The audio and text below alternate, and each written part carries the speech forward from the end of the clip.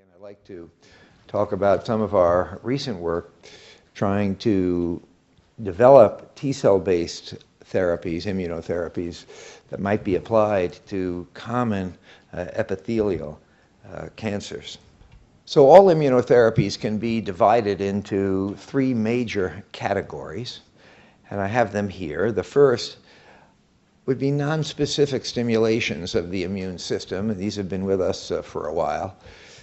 The first effective immunotherapy for any human cancer was the non-specific ability to stimulate effector cells with interleukin-2 with response rates of about 15% in patients with melanoma and renal cancer, with about 7% of those being complete durable regressions.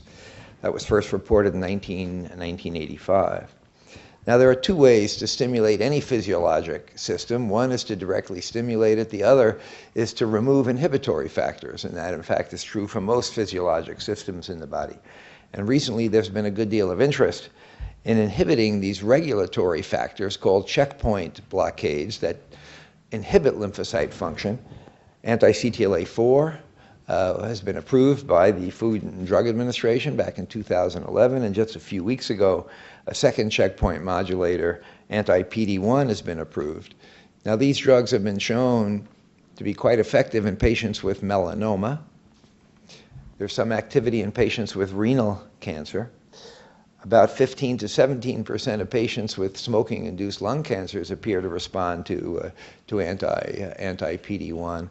But the common epithelial cancers, called gastrointestinal cancers, for example, have shown no response to these checkpoint modulators. And so the activity is restricted largely to just a small number of histologies. Well, there's been a good deal of activity in cancer vaccines, literally over 1,000 papers published in animal models as well as in the human.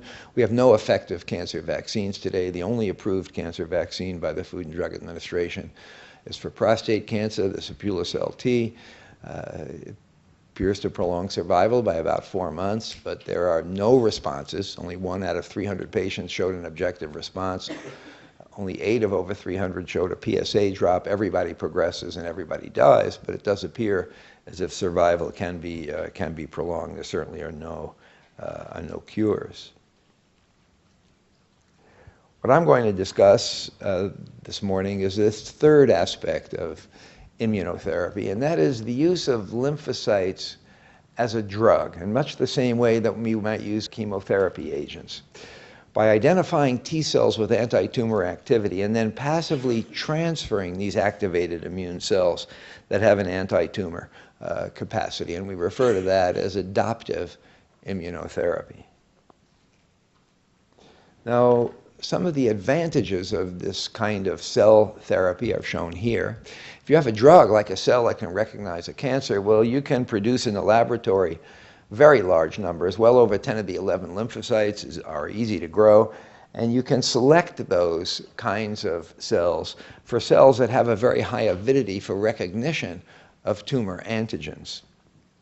You can in vitro, because you have the cells in the test tube, potentially identify the exact cell subpopulations and the effector functions that are necessary to see cancer regression in vivo. And most importantly is this final point, and that is by taking immune cells out of the body, one has a chance to manipulate the host prior to the re-administration of these cells to provide an altered microenvironment for the transferred cells. In other words, a way to eliminate many of the inhibitory factors, T regulatory cells, myeloid-derived suppressor cells, by first wiping out the patient's own immune system transiently before giving the patient back their own anti-tumor cells. So all of these are autologous treatments. And so one of the early ways we did this is shown on this slide. We excise a tumor from a patient. We form multiple cultures, either starting from fragments or individual cells. We use in vitro assays of anti-tumor activity to identify those few cultures that have recognition of the cancer, and of course, these are likely to be a very low incidence in the repertoire.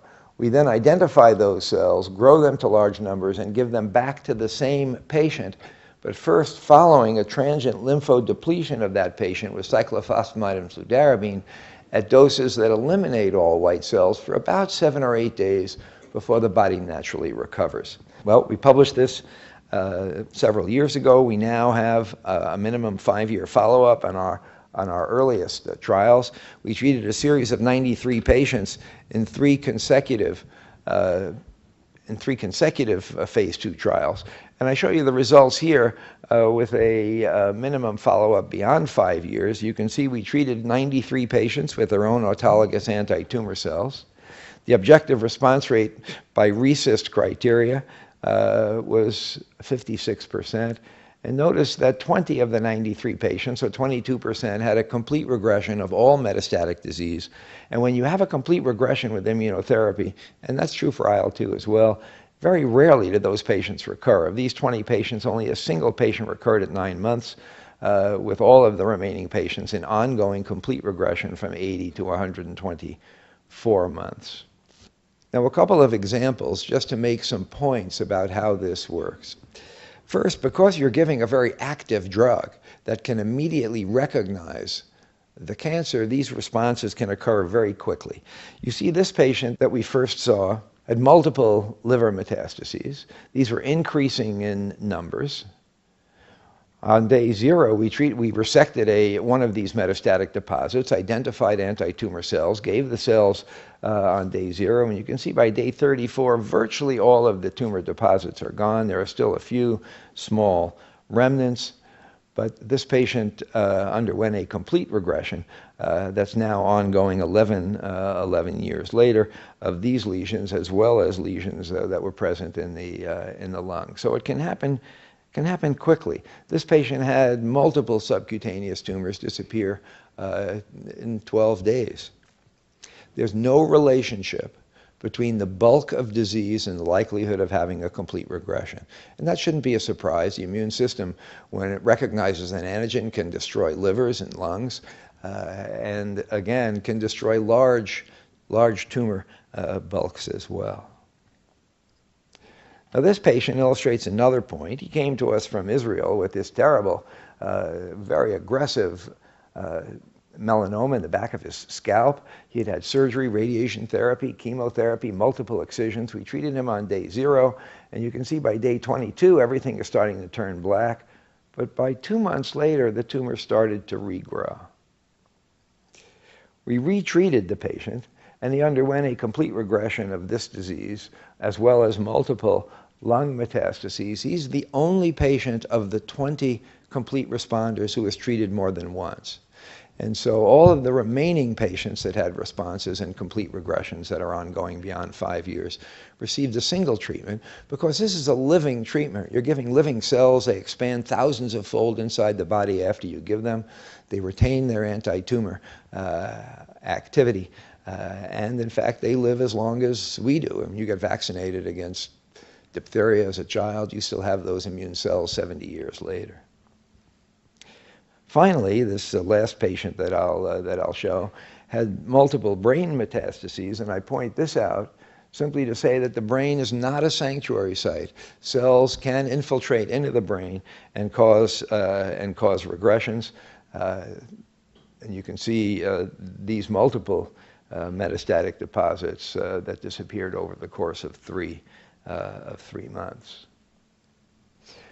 And so in this survival curve, if we look at the complete responders, you can see that one recurrence, but no other recurrences, and here we are out to 10 years with all of the patients having been followed for 5 years. The critical point of all of these studies that I'd like to make, and that is, if you give this tumor-infiltrating lymphocyte cells that we isolate from the tumor, which is a sink for anti-tumor cells, and select appropriate cells and administer them, you can eliminate the last cancer cell. These patients have ongoing complete responses up to 10 years and are very likely cured. Now, how do these anti-tumor lymphocytes destroy every last tumor cell? I should add as well that the responses and complete responses are completely independent of any prior treatment because the mechanism of this is so different. And as you can see in these patients that had either vemurafenib or IL-2 or ipilimumab or anti-PD-1, those numbers are small, response rates are the same.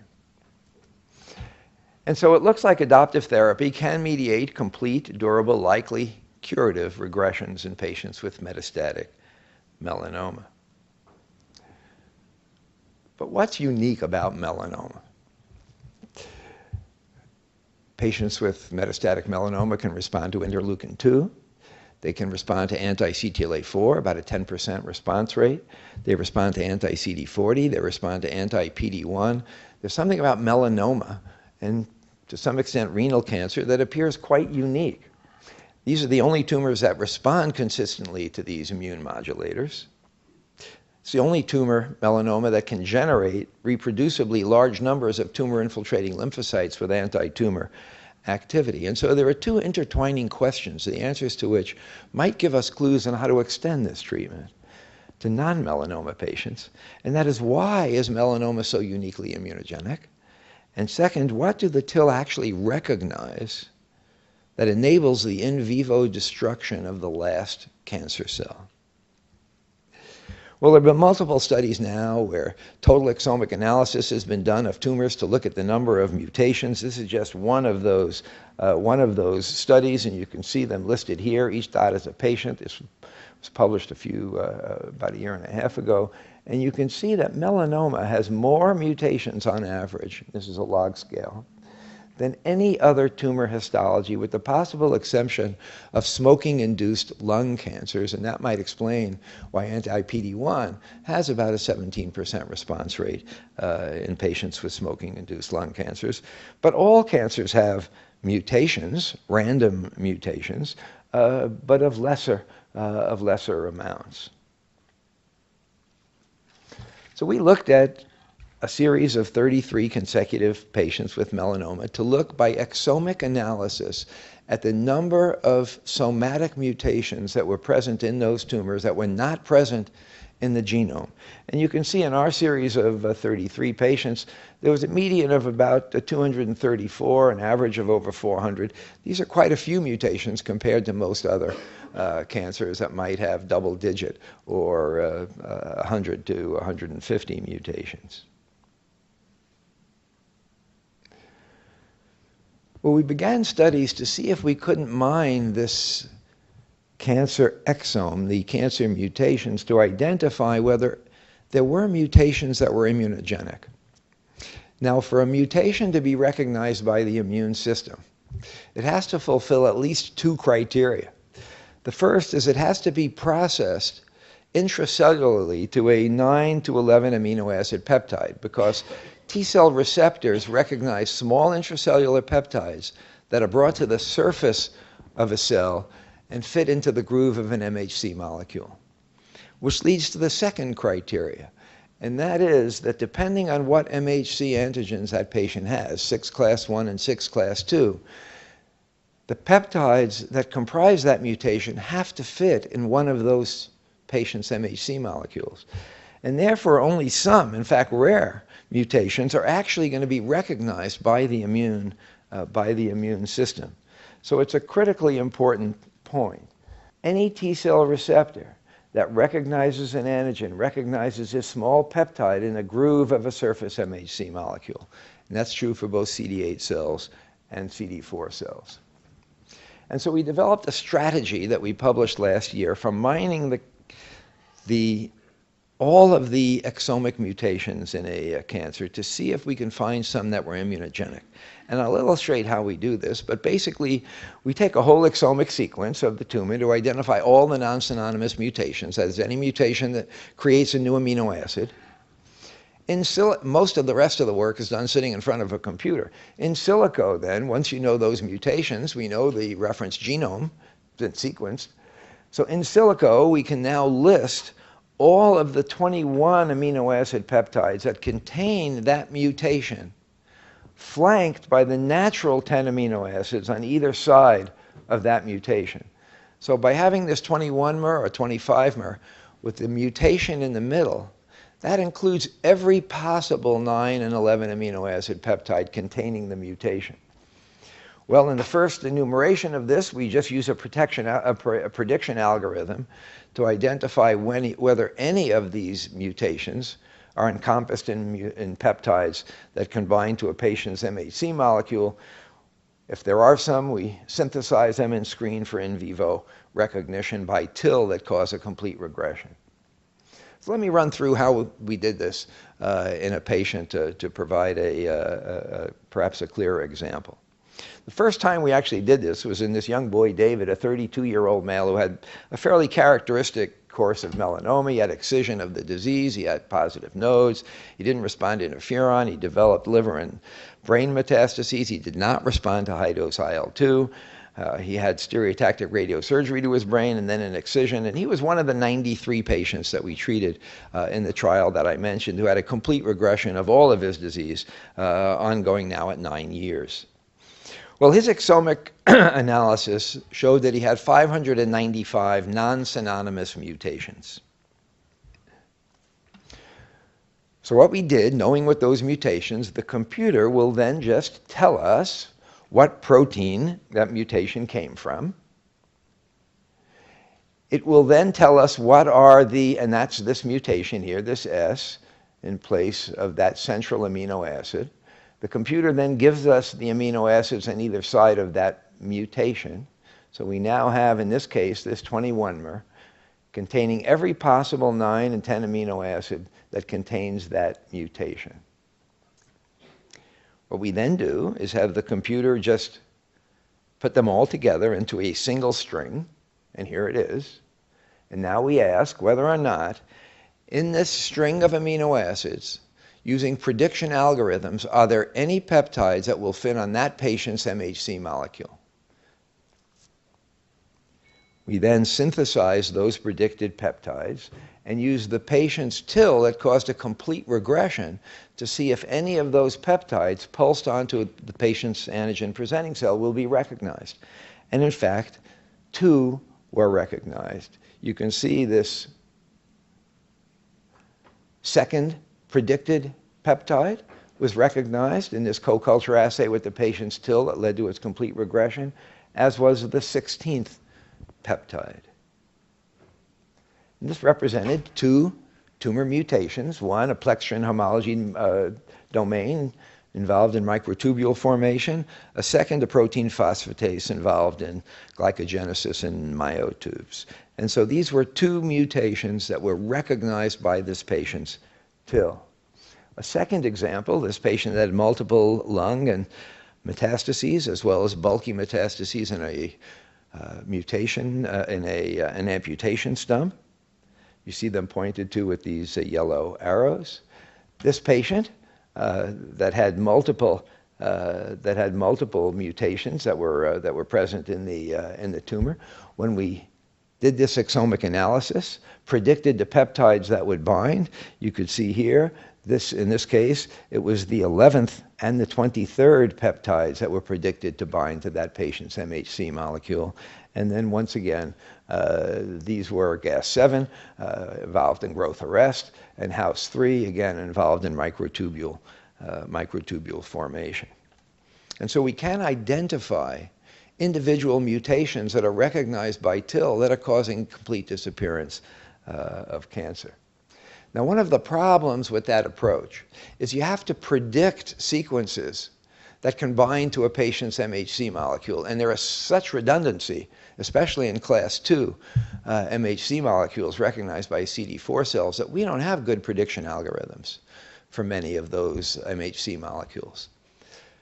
Another problem that has prevented progress in cancer immunotherapy is that most tumors cannot be grown in culture.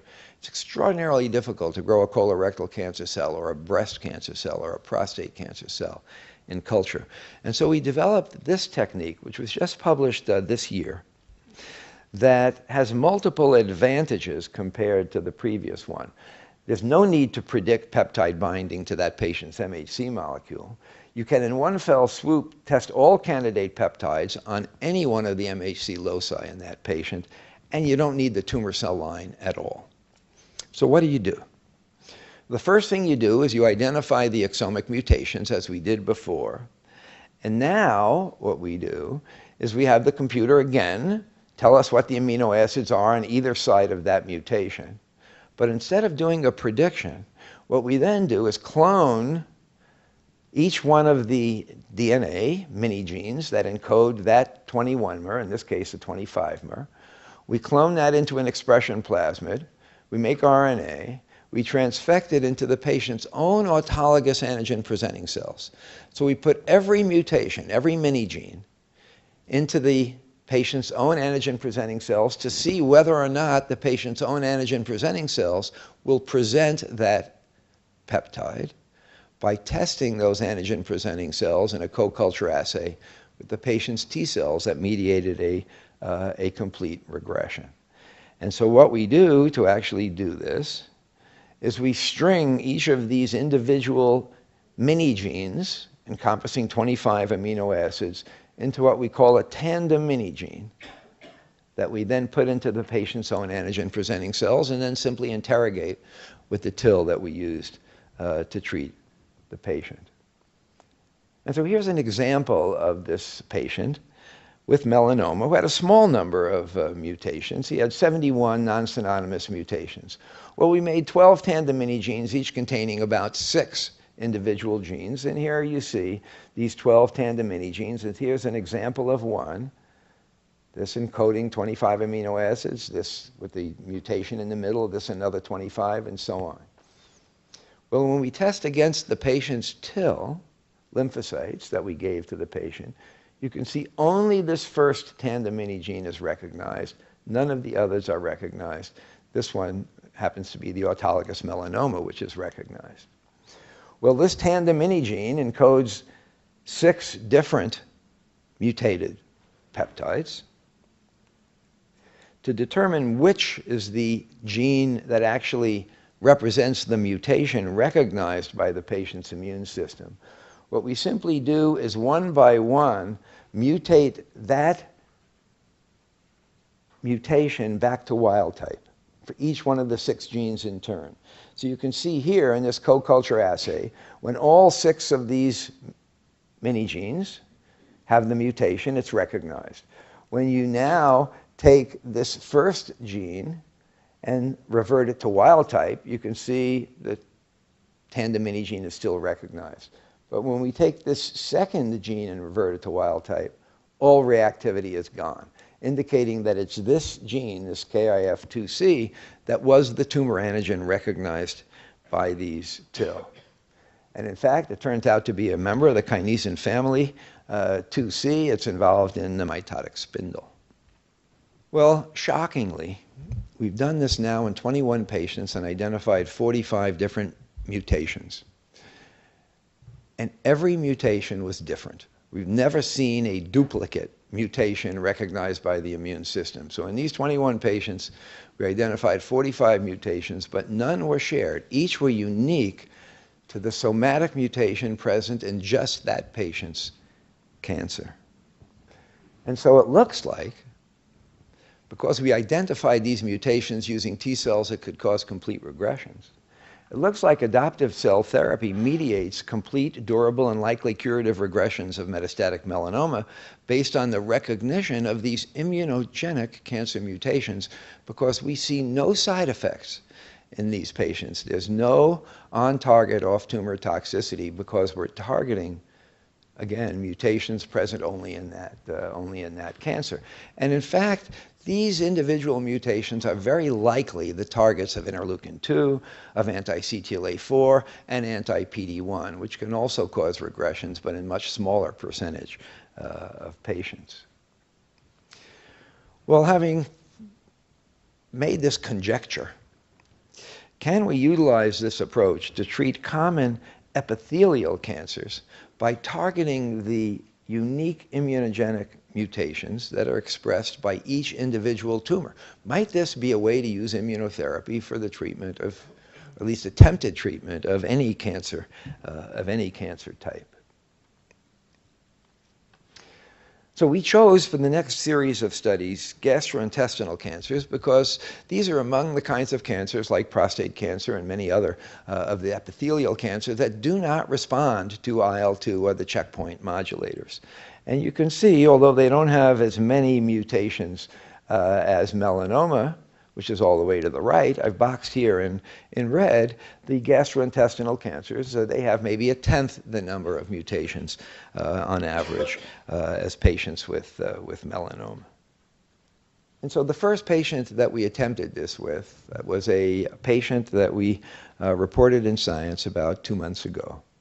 A 45-year-old woman who had a typical history of a patient with a metastatic GI cancer. She had a metastatic cholangiocarcinoma, bile duct cancer. She had had a right hepatectomy for this. She subsequently developed multiple lung and liver metastases, was given cisplatin, gemcitabine, didn't respond, taxotere, didn't respond.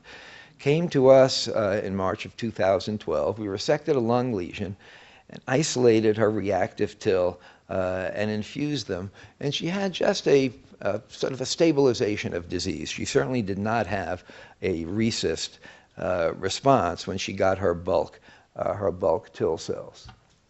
Well, we did our whole exomic sequencing of one of these lung tumors, and she had 26 mutations, and here they are all listed sequentially. We know the exact protein that they came from and the exact amino acid that was mutated. So with these 26 mutations, what we did is we now made 3 tandem mini-genes. We made a 25-mer that encompassed every one of the mutations. We then strung those mini-genes together in a tandem mini-gene and transfected it, electroporated it into the patient's own antigen-presenting cells to see if her antigen-presenting cells would actually present anything to the TIL that really didn't work but caused a minor stabilization. So here are the 3 tandem mini-genes, each encoding multiple of these 26 mutations to encompass all of them. And by putting them in our own antigen-presenting cells, we're looking at reactivity on any one of her MHC molecules. And sure enough, tandem mini-gene 1 showed reactivity and not tandem mini-gene 2 or 3. We could see that in an ELISpot assay, but also because of upregulation of OX40. Now that's something that CD4 cells do when their T-cell receptors interact with antigens. CD8 cells tend to upregulate 4-1BB. And so this suggested that she had CD4 cells, not CD8 killer cells, that were reacting with her tumor. Well, we then reverted each one of these each one of these genes that were encompassed in the tandem mini-gene back to wild type. And as you can see here, when we reverted these to wild type, nothing happened. We still had reactivity with the TIL, but when we converted this one, this ERB-B2IP back to wild type, the TIL no longer recognized it, thereby identifying this as the immunogenic mutation recognized by this patient's TIL cells. It's a tumor suppressor that binds to ERB-B2. It attenuates downstream RAS and ERK signaling, and is very likely a driver mutation. Well, we purified these ERB-B2IP cells so that almost 90% of all of the cells in this particular subculture were reactive with the ERB-B2 mutation, and we used that to treat the patient. And she's now undergone an ongoing regression. Her last follow-up was at 12 months, about 2 weeks ago. And you can see she has an ongoing regression now of this metastatic cholangiocarcinoma in both the lung and the liver. And so by targeting this individual mutation, we could mediate a dramatic response in this chemotherapy refractory patients. And you can see here the 6-month X-ray. I don't have one yet at the 12-month. I haven't made one yet, but you can see these large tumors which have shrunk dramatically. This tumor has disappeared. This one is shrinking. And at the 12-month period, these tumors are still active, and the patient is still showing us ongoing tumor regression. Well, we did this in a second patient, again, a patient who came to us with an ECOG status probably of 2 to 3, had been through a lot, This young woman had been diagnosed with a rectal cancer. It had chemotherapy and abdominoperineal resection, mets to the lung resected, a sacrectomy, bladder implants, multiple chemotherapies. Came to us finally in August of 2013 with progressive disease. We resected a liver lesion to grow TIL, but she died before we could actually give her these cells. Would have been much nicer, of course, had we been able to obtain her tumor earlier in her course. But it served as material to ask whether or not this patient really did have immunogenic mutations that could be recognized by her immune system. Well, she had 155 mutations in this rectal cancer. And what we did here is we separated CD8 and CD4 cells and tested them separately, utilizing multiple tandem mini-genes. In this case, we made 10 tandem mini-genes so we could encompass all of the 155 mutations. These tandem mini-genes containing 4 to 16 genes each to look for reactivity of CD8 cells and CD4 cells. And notice here, this one particular fragment among many fragments tested recognized tandem mini-gene 2. So the CD8 cells recognized tandem mini-gene 2, but the CD4 cells recognized tandem mini-gene 5, here in green. So it looked like there were several antigens that this patient's immune system were recognizing. We did something a little different. Instead of just reverting them back to normal, the other thing you can do is just synthesize the 25-mers, pulse them onto the patient's antigen-presenting cells, and just see which gene is responsible. And as you can see here, when we looked at the CD4 cells, there were 2 different peptides that were recognized, this CHD6 and this GPD2 that were recognized by her TIL. The first was a chromodomain helicase that's involved in chromatin remodeling, and a glycerol 3-phosphate dehydrogenase that's involved in mitochondrial metabolism. We did this for her CD8 cells. Again, this tandem mini-gene 2 recognized just a single antigen.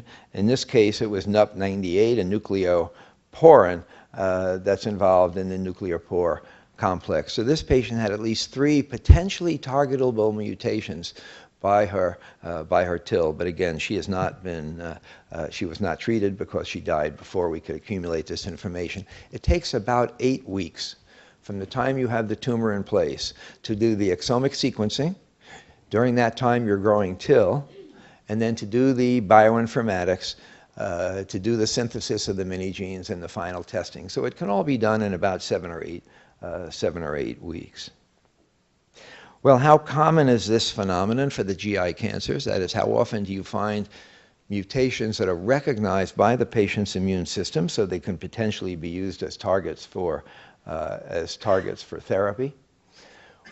We can not only identify the cell, but because these cells have undergone a good deal of proliferation and are somewhat exhausted, it's quite easy when you have the cells to identify the sequence of the alpha and beta chains, which one can do really in the course of a few days by deep sequencing or 5' race. You can put them into a retrovirus and then show that that T cell receptor actually does recognize the mutation, as we did in this case. And so we've now tested 8 patients with metastatic colorectal cancers with a variety of histologies, cholangiocarcinomas, rectal cancers, esophageal cancer, colon cancers. And in 7 of the 8 patients, we've been able to identify immunogenic mutations recognized by the patient's TIL. We have not treated these patients yet, but at least we have the realization that patients have either one or sometimes multiple immunogenic mutations that we might use as targets for immunotherapy. And that brings you up to date with where we are now, aggressively taking patients with virtually any GI cancer diagnosis, but we're trying to get them a little earlier in their course, so we have this 8 weeks available to develop the cells or the T cell receptors that we might use for treatment. And so I would conjecture that the identification and selective targeting of mutated antigens that a unique to each patient's cancer may be a means to apply cell transfer immunotherapy to patients with common epithelial cancers or cancers with any large number of mutations. So this, in some sense, is the ultimate personalized therapy, because we're identifying a target that's only in that patient's cancer, and we're using that patient's cells to treat that patient. We basically have to create a new drug for every patient. It's a daunting prospect, but at least it holds the possibilities now for developing immunotherapies for more common kinds of cancers. Well, we've talked about mutations that are unique to each individual cancer, and I'll just finish by talking about two other classes of antigens that one can attack utilizing cell transfer therapies. Biggest problem in all cancer therapy, of course, is targeting the cancer and not normal tissue. Not a problem if the normal tissue is disposable and you can do without it. And so one prominent example of this second class of antigens are antigens that are expressed on cancers and non-essential normal tissues. So we've raised T-cell receptors against thyroglobulin, present on some thyroid cancers and a disposable thyroid, but the most attention has been given to CD19, which is expressed on almost all B-cell lymphomas and leukemias. And if wiping out normal B cells, which also express CD19 as a side effect, well, we can live without B cells by giving immunoglobulin transfusions. And so what we do here is create cells in the laboratory by genetically introducing either conventional T-cell receptors that have an alpha and a beta chain, and that's what TIL have used to recognize, that's what all T cells use to recognize antigens, alpha beta chains that have intracellular signaling chains that can activate the lymphocyte. But about 12 years ago, Zelig Ashar and his team at the Weizmann Institute developed what's called a chimeric antigen receptor by taking the heavy and light chains of an antibody, the variable regions, combining them into a single chain and attaching them to the intracellular signaling chains of a lymphocyte. So now you can create in the laboratory a lymphocyte that actually recognizes on the basis of an antibody. And so that's what was done to attempt to target CD19. Jim Kokendorfer, working with us, made this construct against an anti-CD19 using an anti-CD19 antibody by making a single chain antibody, connecting it to CD28 and zeta, putting it in a retrovirus. We made that retrovirus under GMP and then used it to treat patients. And the first patient that ever received an autologous T cell that targeted CD19 was this patient, who was a 48-year-old male who had an indolent type lymphoma. We'll talk about the more aggressive lymphomas in a moment. He had this diagnosed back in 2002. Typical course, chemotherapy. These tend to be responsive, but he recurred. They're not curable, of course. He received an atypical vaccine, and then ipilimumab, and then more EPOCH chemotherapy, and then recurred. And he came to us with major bulk disease. I'll show you his x-rays. He received his own autologous cells that were transduced with a retrovirus that enabled his cells to express this anti-CD19 CAR, and the patient underwent a dramatic regression and remains now progression-free by now over 5 years later. So he had this bulky disease in his mediastinum. You can see here, again, we see no relationship when you get an immunotherapy response to bulk of disease. You can see these large nodes surrounding the aorta and vena cava, these huge iliac lymph nodes, which went away. He had his marrow that was full of tumor that also cleared. And the price that you pay is this elimination of normal B cells, which went down to 0 and stayed that way for about 8 months, at a time when all of the other cells, T cells and NK cells, were recovering normally about 8 days after the lymphodepleting regimen. And so we treated 6 patients with indolent B-cell malignancies. They had all had multiple prior therapies. They were chemotherapy refractory. 4 of these 6 patients have ongoing complete regressions and 1 ongoing partial regression. But these are the indolent lymphomas. The large cell lymphomas present a more difficult challenge. We've now treated 9 patients with large cell lymphomas, and all but one of these were refractory to their last chemotherapy regimen. And as you can see, we have here 5 ongoing complete regressions and some partial regressions, and we're working hard to improve upon the treatment of these chemotherapy refractory patients utilizing this immunotherapy, as are other groups at the University of Pennsylvania now, at Memorial Sloan Kettering and the University of Washington as well. But to give you some examples, again, as you see from this PET scan, every one of those black dots represent a tumor, which disappeared. This patient had his whole right chest replaced by lymphoma. You see the PET scan on the bottom that cleared, as you can see on the right.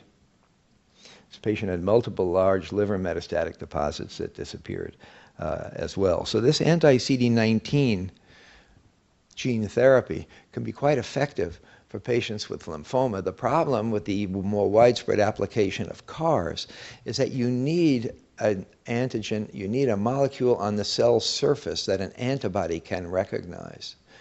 And unfortunately, in 40 years now almost of studies of monoclonal antibodies, we haven't been able to find hardly a single monoclonal antibody that recognizes a cell surface determinant unique to cancer. And the antibodies that are in use tend to interact with growth factors which inhibit the growth of those cells. But there don't appear, at least people haven't yet identified good monoclonals that can recognize cell surface determinants useful for killing these tumor cells directly. Now finally, there is a class of shared antigens, first described by Thierry Boon in Belgium in 1990, that are called cancer testis antigens. These are expressed during fetal development, but most of their expression is lost in adult tissues, with the exception of male germ cells, which don't express class 1, so they're immunologically inert. And the family that we've studied are the NY-ESO-1 and the MAGE family of antigens. There are well over 100 of these cancer testis antigens. And if you use RT-PCR, you can see with the NY-ESO-1 here in green and MAGE in blue, you can see expression on a fair number of these different tumor types. But if you use immunohistochemistry, the amount of expression, which is what you need to put a peptide on the surface, is about a third of these levels. Well, we made T-cell receptors, genes encoding T-cell receptors against NY-ESO-1 that could recognize this on melanomas as well as on synovial cell sarcomas, which have a translocation in the X chromosome and have high expression of NY-ESO-1. And you can see in melanoma, we got a 50% response rate using now, quite astonishingly, a patient's normal cells that we just put in this T-cell receptor, and now this cell, when grown and administered, can mediate regression. You can see a 50% objective regression rate, including 3 complete regressions ongoing beyond 2 years. And in synovial cell sarcomas, patients highly refractory, a median of 4 different chemotherapy regimens, a 67% response rate. Many of them are short, but some of them can be quite durable as well. And when you give a T cell, whether it's genetically engineered to express the antigen or not, you see the same kind of responses that you see when you use TIL against mutations. And so in this patient with synovial cell sarcomas, as you can see, these multiple lung metastases, this is of course what kills patients with sarcomas, as the growing tumors replace the ability of the lung to oxygenate. Almost a complete regression in this patient out at 18 months. There's still slight remnant, which is why we call her a partial responder. This large primary lesion, which had destroyed the hip joint here seen on the left, is undergoing an ongoing regression as well, with beginning recalcification of the hip joint. And finally, this patient with synovial sarcoma again. So it's not just melanoma. What's unique about melanoma is the fact that it naturally creates T cells. If you can generate a T cell that will recognize a tumor, there's no difference in different tumor susceptibility to T cell damage. and it works in melanoma. Well, this, in this penultimate slide, is the program we now have in progress in the surgery branch of the National Cancer Institute. We are looking at a whole variety of different cell transfer therapies utilizing genetic modification of cells, targeting a wide variety of different antigens. We've explored this chondroitin sulfate antigen that Dr. Ferroni has so elegantly described. We're targeting the CGFR variant 3 receptor present on about 40% of glioblastomas. But there's a good deal of difficulty in identifying cell surface proteins that are targetable, with the exception of these isolated examples of mesothelin and this chondroitin sulfate. So in these brief remarks, I've tried to discuss the following points, and that is that cell transfer therapy can mediate durable regressions in patients with metastatic cancer refractory to other treatments, that autologous peripheral lymphocytes can be genetically modified to express anti-tumor T-cell receptors that can mediate cancer regression, and perhaps most interestingly, the identification and targeting of mutations unique to each cancer has the potential to not only improve upon the therapy for melanoma, but potentially extend this cell transfer therapy to patients with common epithelial cancers, and that's the subject right now of our most vigorous efforts. Well, thank you for your very kind attention.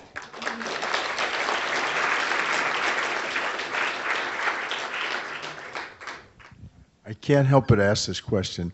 Do you think there might be a limited repertoire of really good antigens that mediate the immune response to several of these different therapies that you're talking about, and that by sequencing patients prior to therapy, you could say this patient is going to be a responder, this one won't? I mean, that would really change the ballgame for us. Well, again, most mutations are not immunogenic because they have to be processed and they have to match that patient's MHC molecule. We studied 21 patients. We found 45 mutations. There wasn't a single duplication among the patients. And that was within the melanoma histology. So we've also seen no duplications in the GI cancers in the 7 in which we found the mutations. So this is a whole different concept. We're not trying to find mutations that can be targetable by drugs, and there are plenty of gene libraries for which people are trying to do that. The problem is there's just not very many targetable agents that can cure patients. Here it's something completely different.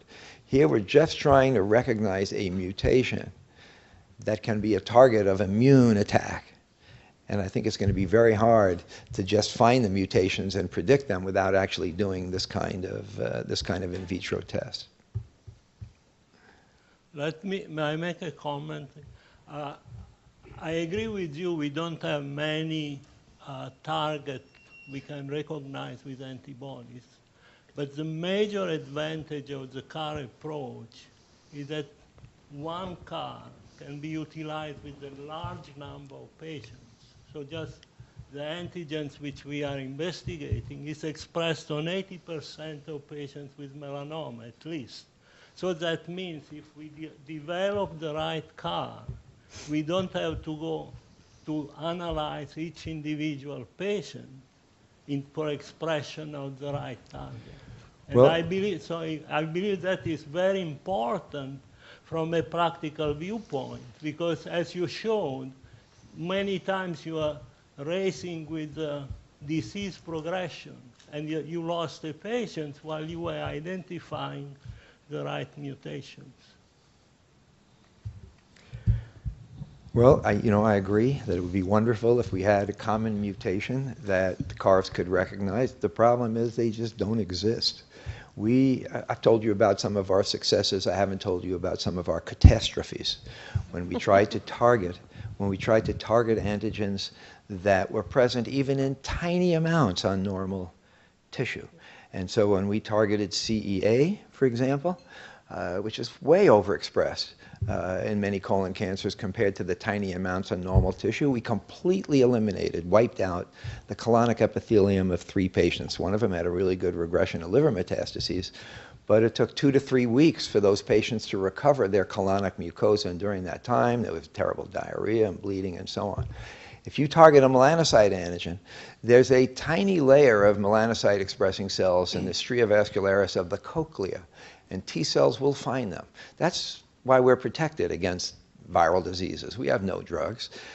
Virus puts an antigen on the surface, a processed peptide, and lymphocytes that are circulating infiltrate in organs. When they see those, they stop, they expand, they have their effector function, and then they return to the circulation via the thoracic duct and continue to patrol the body.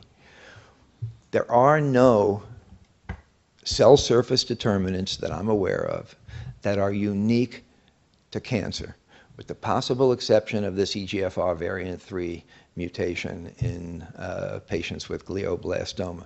We, as you know, have explored the chondroitin sulfate. We find it on normal cells. We're studying mesothelin, which is present on normal pleura and pericardium, and when that's been used, severe chest pain has been a limiting complication. So I agree. It would be wonderful to have one cell type that could, one target that could treat many patients, but so far nobody has found them. You showed one patient from Israel that had a recurrence, and then you were able to treat that individual again with a complete response. Did you re-isolate lymphocytes or TILs from the recurrence, or did you use the original one? Original cells. So for some reason in that one patient, all the other patients that had complete regressions received one treatment, but for some reason that patient, we don't quite understand it, did recur at 2 months, but with a tiny volume, and then by retreating him, he's undergone a complete regression that's ongoing now. But it was the same cells. Yeah, I would have thought that antigen would go away, but it did not. That's interesting. Apparently not, yeah. I was curious about the heterogeneity of some of these things. So if a patient has multiple immune-responsive peptides, do you have to give back the TILs recognizing the 2 or 3 or 4 mutations, or would one be enough? Or do you know what I'm trying to say? I surely do. Yeah. It's entirely possible that attacking a somatic mutation, which is not essential for the malignant phenotype, could get downregulated. And so what we do know, however, is that in 20 out of 93 patients with melanoma, the last cancer cell disappeared. That is, whatever the TIL were recognizing could not be downregulated and did eliminate the cancer. And so it's entirely possible that we'll have to attack more than one of these somatic mutations. And as you can see, many of the patients did have more than one, and I'm sure if we look deeper into the sequences, we might find more. So one either has to attack a driver mutation, for which the malignant phenotype is essential, or multiple mutations so that downregulation of any individual one is not likely to be problematic. I have 2 questions. I thought it was really interesting, in the case you described, the cholangiocarcinoma, and that the T cells that were reactive against the cancer antigen you described were CD4 cells and not CD8 cells. And so my first question is whether or not you had a chance to look at, if you had a chance to biopsy one of the nodules while the patient was receiving treatment to better understand how those CD4 cells were behaving in vivo. And my second question is whether or not you can comment more generally about the potential of the various T cell subsets in, Sure. for anti-tumor therapy. Yeah. Well, both CD8 and CD4 cells have been shown in animal models to be able to mediate tumor regression. And so we found some CD4s, as you saw in this patient, as well as some patients that seem to have more CD8 related reactivities. What's that? Steve, I have 2. There's a question here about NK cells. So I'll make a little bit of a controversial statement, and that is I'm not aware of any instances, with the exception of the allotransplant situation, where NK cells have been shown to have any impact at all on any solid cancer. Probably play a role in the hematologic malignancies, but probably not solid cancers. I have two related questions, Steve. I'm here. Oh, okay, go ahead. I have two related questions. One, do you see any potential advantage in stimulating the reactivity of the T cell that you are transferring adoptively? Or do you think that the response to these mutated antigen is enough, as you showed? That's question number one. And question number two, related to this, do you see any problem with the action of T suppressor cells and the function of these T suppressor cells? Well, in virtually all adoptive therapy studies, the administration of a vaccine following the adoptive transfer enhances the activity of the cells. And so in animal models, if you give a cell that can recognize the tumor, you can see anti-tumor effects. But if you give a vaccine that specifically stimulates that T cell, then those T cells can expand in vitro and mediate anti-tumor effects. So I think the use of a vaccine can be quite useful, and we haven't done that yet. But since we know what the antigen is, it would be quite possible to synthesize those long peptides and give them in conjunction with the cells. The whole issue of T regulatory cells, myeloid-derived suppressor cells, immunosuppressive cytokines like IL-10, I think these are important issues, which is why it's essential before any T cell transfer to eliminate it's just a brute force elimination of all of the T regulatory cells and myeloid-derived suppressors. It'd be nice to be a little more surgical about it, a little more selective, but we just don't have antibodies that selectively get rid of Tregs or myeloid-derived suppressors. So it's that lymphodepleting chemotherapy that precedes the transfer that's quite critical. Since you were just discussing all these inhibitory factors, I'm just wondering, as a surgeon, you get to operate on these patients and take out their tumors. Have you noticed that, when we used to make vaccines, we would notice that some tumors would come out like, a baseball, you could hit it to second base and it won't fall apart. And others come out with these soft tumors where you could just run a scalpel on them and all the cells float into suspension. I'm wondering whether you've noticed over time that some of these people who don't respond simply just have such solid tumors that nothing can get in there. Sort of like in the Rakesh chain mindset. I'm wondering what your thoughts are on that.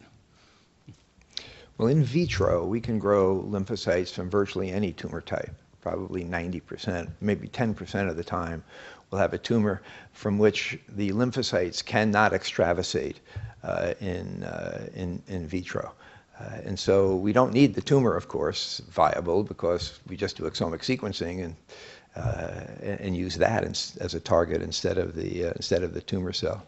So as we apply this approach, it may well be that there are some tumors into which these T cells cannot infiltrate, but we'll only learn that by treating a lot more patients. Thank you.